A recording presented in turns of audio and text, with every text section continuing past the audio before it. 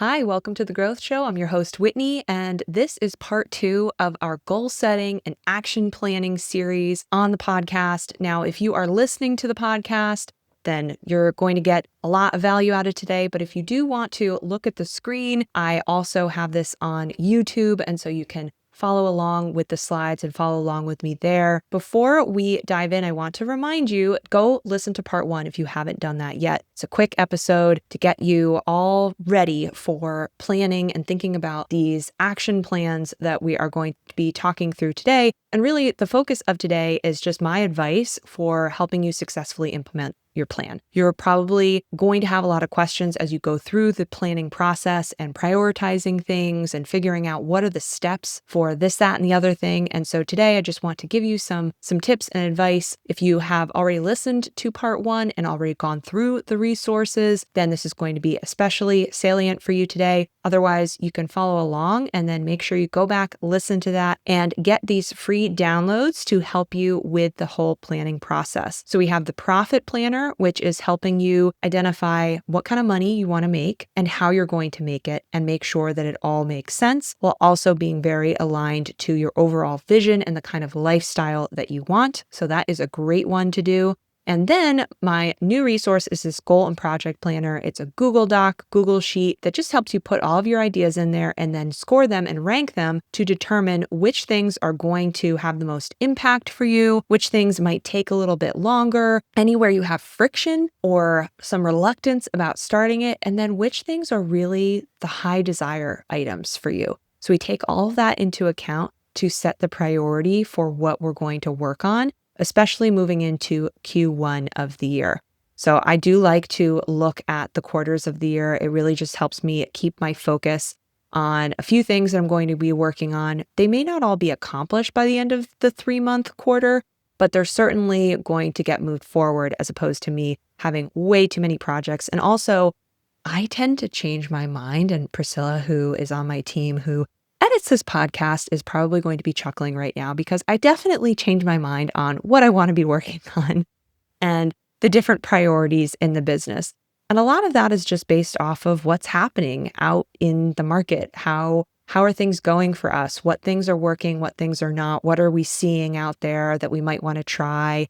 Because sometimes you just don't know that something's going to work or not work, and you just have to give it a shot. But then you have to be flexible enough that if you start seeing signals that something is not a good idea, then you can cut it loose and say, you know what, it's fine. I don't need to finish that project, or I don't need to continue moving on it, and you can pick something else up. So it's totally permission to change your mind, change your plan as the year progresses. That's why I like just kind of getting all the ideas down and then just zeroing in on Q1 and then zeroing in on what are the steps to execute those big projects that you have for Q1. The other thing that I want to mention before we dive into the episode is that I do have a free coaching call coming up next week on Wednesday, December 10th at 12 p.m. Eastern. You can register at whitneybateson.com/coach. And this is where you can ask me any question that you have specific to how you're planning for your year, the projects and ideas that you have on your mind, how you are prioritizing them. I'm going to go through some common questions and give you my advice over the next couple minutes here. But if you want to go deeper on anything I'm talking about, then bring that question to the call.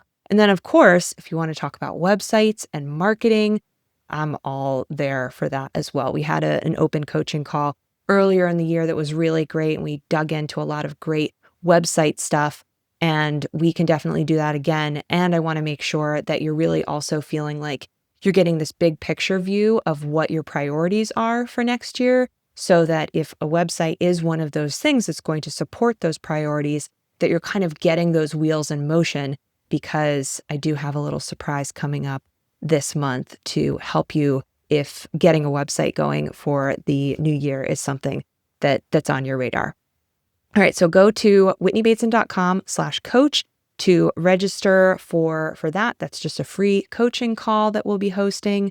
We will be sending out the recording, so if you can't make it at that time, what you can do is when you register, we're going to be asking if you have questions for me that you want me to answer on the call. So if you cannot make it to the 12 p.m. slot, but you still want me to answer a question, then still submit it. And either I'll answer on the call if I feel it's germane to everyone, or I will send you a follow-up to answer it for you directly. So we will be sending out the recording and sharing that. I think actually we'll put it on the podcast as well, but definitely make sure that you register and submit your question if you have one. All right, let's dive into the questions here. Okay, the first question that may come up is, how do I really assess the impact of something, especially if you're doing something for the first time in your business and maybe wanting to implement a new program or a new revenue stream or work on a new project or do a new marketing tactic? How do you know what the impact is going to be? So here are a few ideas. First and foremost, though, all of this is speculation. We're just trying to make our best educated guesses with the information that we have available. So there is never going to be one magic perfect answer. Even the business owners who have been doing things for years are still just making guesses. And we keep that in mind. You're just making your best educated guess.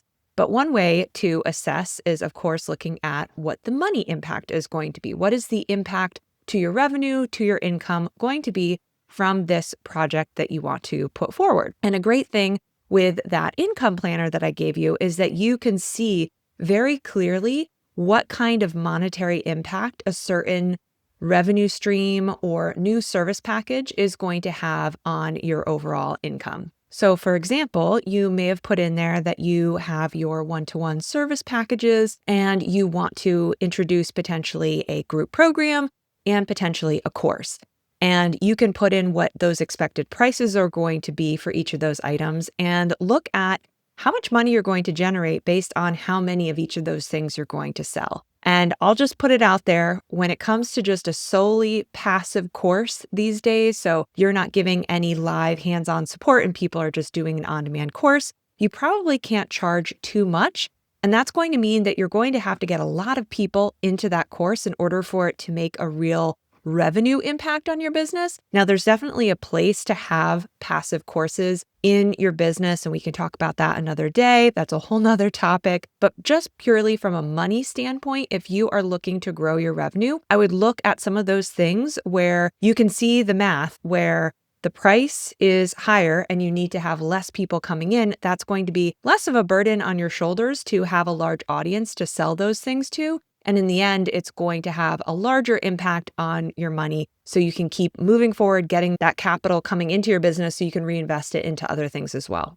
I would also look at what things are going to be more work versus less work. So is the impact of this going to be enough for the amount of work that it's going to be to implement it? Also, is the return on investment of the time spent on it going to be better or less better in terms of, again, the impact, like the impact to your time, the impact to your business, to your income, to what kind of help you can get to people and reach people and all of that. And another thing that I would be thinking about in terms of impact is assessing things that you're working on behind the scenes versus things that are sales focused. So I did mention you can have projects that are related to operational things or delivery of your program, or maybe there's systems in your business that you want to improve. Just keep in mind, I wouldn't have a lot of operational behind the scenes projects that you're focused on and not have anything that is also kind of bringing in money, growing your reach, growth in some way, something outwardly facing, increasing your visibility, whatever the case is. In my business, about a year ago now, we took a couple months to completely revamp our website designs and templates, how they were built, and all of the lessons that related to that part of our program where we actually lead you through how to put your content into the website designs that we give you and set up for you. And that was a big effort, and it was a big thing for me to focus on. It took a lot of my time. It took a lot of my team's time. But in terms of the impact of it, it was really important for me, in my opinion, to do, because I knew that it would increase the likelihood that our clients would be successful, that it would be faster and easier for our website clients to move through the program and get their websites up and all of that. So to me, it truly was an important behind the scenes. Now, did it increase our sales? No, it did not do any of those things, but it was one of those things where it was like high on the desire number. So I wanted to do it. And I ended up making it more of a priority than some other growth related things. And I just had to make that decision. So just keep in mind, what's going on for you right now in your business. What kind of systems do you maybe already have running so that you can focus on something that's maybe going to be a little bit more behind the scenes, and just keep all of that in mind. So truly assessing the impact can be any way that you want to define impact for you, but generally it's how is it really going to achieve that goal that that project is really supporting. Okay, another question. How can I assess the difficulty of something if I've never tried it before? And that is a valid question because there are potentially a lot of things that you are starting out doing with these new ideas and new projects that you have for the next year. And how can you really tell if it is going to be difficult or not? This is another one of those things where you're just going to have to guess, but things that are more difficult typically are things that are brand new versus optimizing or improving something that's existing that is not going to be as difficult. I would also just assume that anything that you are doing, especially if it's new or it's outside of your general skill set, that it's going to take double the amount of time that you think, like literally double or quadruple. It's going to take a lot more time than you think. And just know that that's okay and that's expected. And so assess difficulty with some kind of margin of error if you can. And things that have many layers and many pieces to them. So like launching a new service or launching a group program specifically, where you have to think about what's the content and what's the platform and how am I marketing it? And do I have a sales page? And do I have like a wait list that I can be starting? And there's all these pieces of it. So that's a big project. There's a lot of layers and it might be like foreign to you, a lot of those things. So I would have that maybe be like the big project for the quarter, and then balance it if you want to have any other things that you're doing with things that are easier or more familiar to you. I would not put a lot of unknown big projects together that are like all new learning, because that's just a lot on your plate. And also, and this is something I need to take advice for as well, ask yourself, how can you be less than perfect? How can you execute something without just the extreme perfection that so many of us do bring to our work? That's just the nature of many of us in this field. But how can you kind of take it down a notch and launch a beta version, launch something that is maybe just a tad bit kind of pared down? That's something that I do talk to my clients about in our website program, where we do just kind of say like, okay, let's just get the website up. Let's get some copy up. You can change it because you know how to edit your copy. You know how to edit your website. You can change those things. How can we go live with just the things that you have ready? So if you don't have a blog yet, that's okay. We can, put that as a phase 2. We teach you how to like add the blog when it's time. So how can you cut down those extra steps that maybe you're thinking need to be done before that thing can completely go live, and look at, well, maybe I actually can launch this a little bit faster. So just give yourself some grace in all of that. Now, another question that you might have, especially when you go into the action planning phase, you've picked your projects and now you have to figure out how to execute them. So how do I figure out the steps for something that I have never done before? I can give you some basic frameworks to kind of get your bearings. So if starting your website, launching your website, getting that created is one of those things on your list, the things that you need to know going into your website are who your ideal client is. And these are things that we work on in the my website program, but just some things that you need to be aware of. You need to know who your ideal client is, what your services are. What is your sales process? So are people doing a discovery call? Are they applying? Like, what's that flow? And then you'll need to have your brand figured out. And then you'll need to write your content, and then you'll need to put it in a template of some kind. And I highly recommend putting in a lead magnet and an email list building into your website, and then optimizing just at a very basic level for SEO, like what are the keywords that you want your pages to be optimized for at a minimum, And then if you can also be adding blogs in there and all of that. And then in parts of that too, you're going to have your domain name and what platform it's going to be on. So all of that, though, if you come into the Wellness Pro website system, we guide you through all of that. Like the decision you have to make is just to join the program and buy. And then I show you like how to buy your domain. And then we set up your website for you on that domain. And you just pick one of the templates that we give you. And I have brand guidelines and all of that. And I have copywriting templates and I guide you on creating the lead magnet and what email platform to use and all of that. So I definitely simplify the steps. You won't have to necessarily create an action plan for that because I give you that action plan in the program, but that's website related. Now, starting your email list, that is also something that we cover in the program, but at a minimum, you'd want to be picking an email platform to go with. I recommend Kit, used to be called ConvertKit. I don't recommend MailChimp anymore.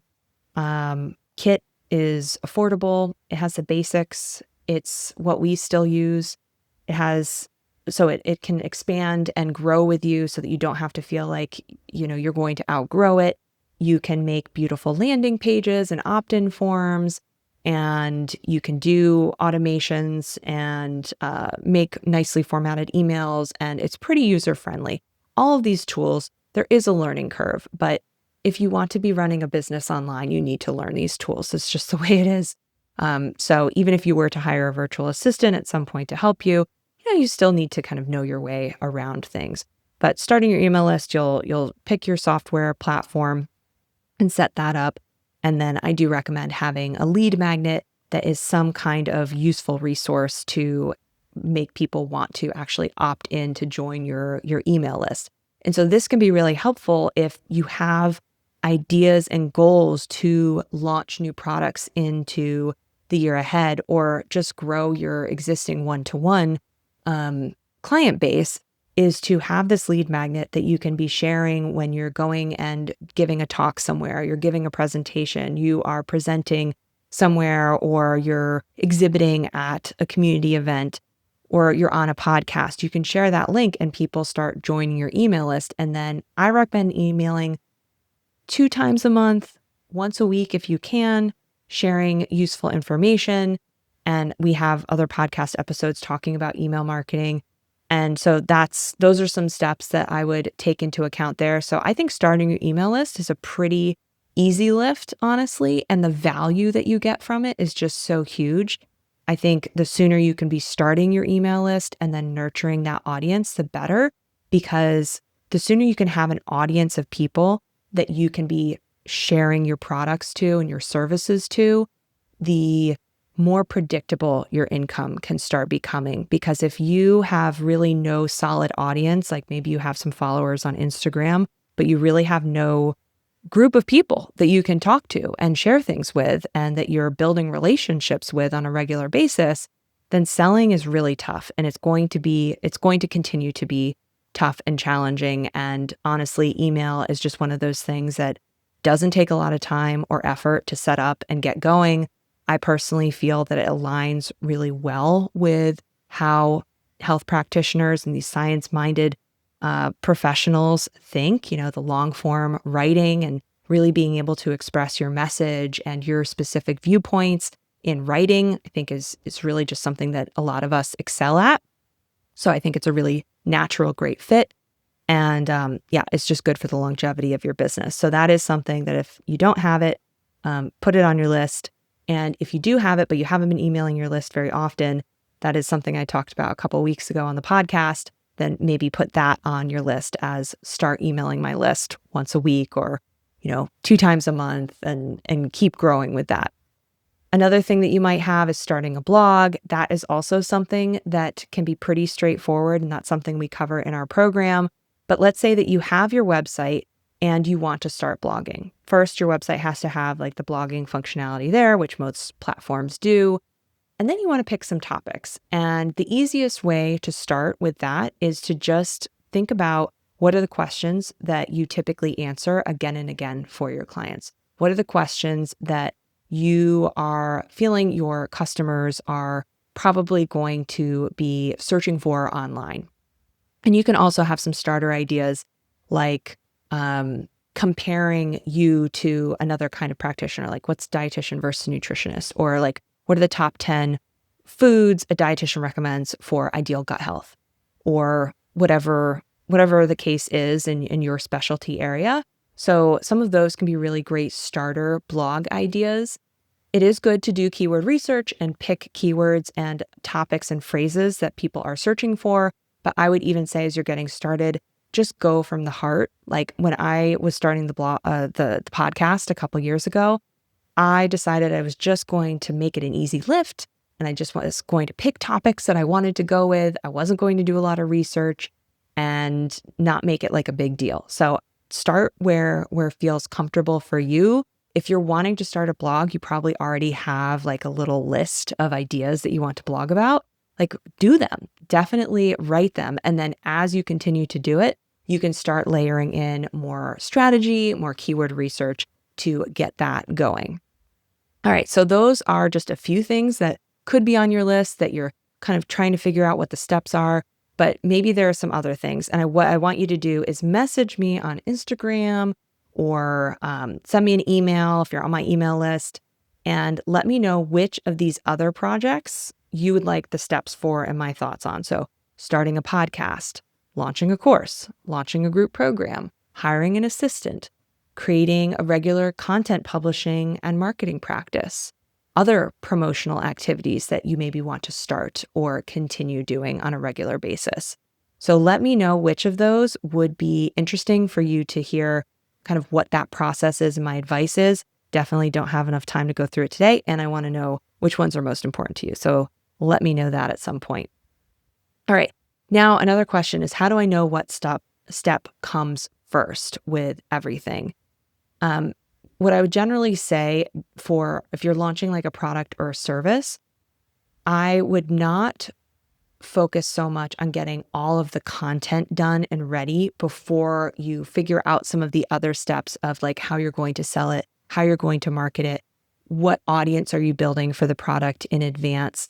I would outline it. You can definitely do that, but I wouldn't stress about every single module has to be recorded. Every worksheet has to be finalized and perfect before you're thinking about the steps of who am I going to market this to?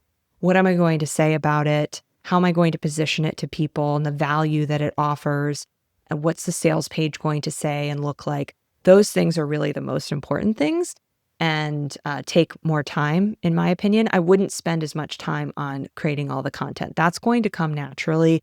And yes, it will still take some time and effort to put that together, but that's the stuff you're good at. The other stuff, like writing the copy for the sales page, probably going to take you a little bit longer. That's the high friction stuff, right? So work on that stuff because that selling something is more time should be spent focused on how you're going to market and sell something than the time spent creating it. That's just the way it is. As far as like other things, I would look again at like what things are foundational and what are you pointing other things towards. So when I talked about like your website is that foundation, that's where sales happen and people actually connect with you and book calls with you and hear more about what you offer and really like build that connection with this virtual version of you, your website. And then as you do promotional activities, you're sending people to that website. So you probably want to get your website set up first before you work on some of the other stuff. So I would, again, like do your best guess at these things. If you have specific questions about this, bring them to the coaching call and I can walk you through those as well. Now, another question or concern that might come up is, how do I pick enough, but not too much to work on? And this is something I struggle with a lot. I personally like having just a little too much on my plate. It keeps me motivated to not take too long on things. If I have a day where I only have 2 things on my to-do list, I will take all day. You know, it's Parkinson's law. The work expands to fill the space. I definitely live my life by that. So I like to kind of create some smaller containers and constrain things a little bit more and feel a little bit of pressure. And that usually gets me to produce just a little bit more. So if you're like that, then put a few more things on your list, but then don't beat yourself up when you don't get them all done. But otherwise, I would, again, stick to like 3 projects for the quarter, see how far you can get. If you end up getting them all done, then add more things from the next quarter in your list of ideas. But I wouldn't put too much on your plate because things are always going to take longer. If it's something new, you're going to spend time learning. You also, of course, have other things in your business that are taking your time. So I would not put too much on your plate, but definitely, if you're like me, maybe kind of have some stretch goals. Another question that might come up is, how can I stay organized and on track without overwhelm? This is where returning to your plan every so often is good. Using any kind of task management system is helpful too. So I have a system in my business where all of my team is in there and we have tasks and we prioritize them. And so I always have a to-do list every day that has my main priorities for the day. And I actually group my tasks into like, what's the big main priority? What are the key things I need to get done today? And then I have like some medium things. So it's like, okay, these don't take a lot of effort and they're kind of important, but not that important. But if I don't feel like working on the big thing, then I'll work on this one. And then I have like some smaller, like, okay, these are quick or not really that important. So I'll work on them later. So I also like to start my day working on like the hardest thing, the thing that is going to take the most brain power, maybe the thing that I have the most friction around. So that can help to just kind of organize in that way. And I would revisit your plans, revisit the progress that you're making, and not think about and try and move everything forward at once. Set those even weekly goals of what you're working on and say, this week, I want to get this done. And then that's what you're going to focus on. And then next week, you can come up with the next project that you're going to move forward at that time. Another question that comes up is when you're feeling imposter syndrome, second guessing, you're having some perfectionism creeping in, when you have all these big ideas and they felt really good and exciting when you put them on paper, but then when it came time to actually execute them, you're really just starting to question your sanity and your abilities and capabilities. And it can really be this like downward spiral. I have definitely experienced this before. And so just a few pieces of advice here. First and foremost, all of what we do in our business when we're doing it for the first time is practice. And we know from a very young age, practice makes perfect. And it can be really tough when you are a perfectionist. I can definitely take that title and you want things to be perfect the first time. You see other people doing things and you're inspired by them, but you're also wanting yourself to be as good, if not better, than whatever they're doing your first time. And that's just not how it works. So really get comfortable with being uncomfortable with maybe C+ work, B- work. It's okay. You're going to get better the first time that you do anything, the first time you write a blog post, your first lead magnet, the first emails that you send your list, your first version of the copy for your website homepage, the first description of your new group program.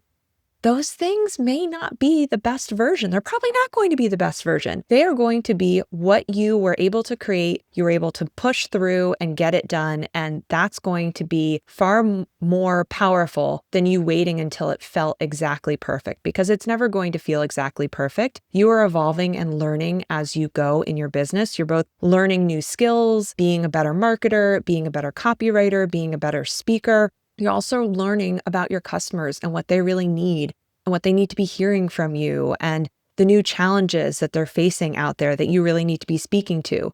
You're going to continue to evolve things. So never feel that this final product that you put out there is that final finished perfect thing.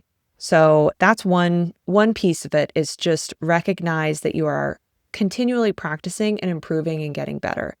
And also, if you're feeling this imposter syndrome, sometimes we can feel, because we're so trained on the science and we had to go to school for so many years and we had to pass credentialing exams and keep up with continuing education. We've been very focused on the didactic educational side of being experts in our field. And so we then apply that same logic to other parts of our business, the marketing that we're doing, the sales that we're doing, and thinking that we need to now go take a course or even as you are maybe working with clients in a new area that you maybe didn't go to formal schooling for, but you've definitely been educating yourself. Maybe you're getting some supervision, you're reading the papers and the research on it, you're getting there. So I think when you're at a point where you're maybe like, oh, I need to get another certification first, or I don't have enough knowledge or expertise in this area, really take an honest look at, are you just potentially hiding behind needing more education or putting this really intense pressure on yourself for this, when actually this is not something that you do need to get more education around. You are competent enough to put that new offer out there or talk about something in a new way. And remember, you're going to keep learning, keep improving, keeping and getting better as time goes on. And if you're ever second guessing or you are feeling stuck in an area, I think also having some kind of support around you to help is really great too. So in our program, we have this community and we have our group coaching calls. So anytime someone is getting stuck on how they're writing their copy or how they are positioning their lead magnet or what's the topic for their lead magnet, they can get that feedback if they're just not feeling sure about it. And I think just having some people that you can bounce ideas off of, either from a practical, tactical standpoint, or if you are getting into that point where you are feeling not as confident as you once were when you started the project, and how to move through that. We've all been there and we can all support each other. So find that community that's going to help you really move forward on these goals that maybe just a few weeks ago you had said these were really important to me, and now the execution is feeling a little uncomfortable. That's normal, but let's move through that. Okay, another question that can come up is, how do I manage my energy and time? Now, especially if you are either working another job, you have a lot of one-to-one clients in your schedule, all of that can be so emotionally and mentally and energetically draining.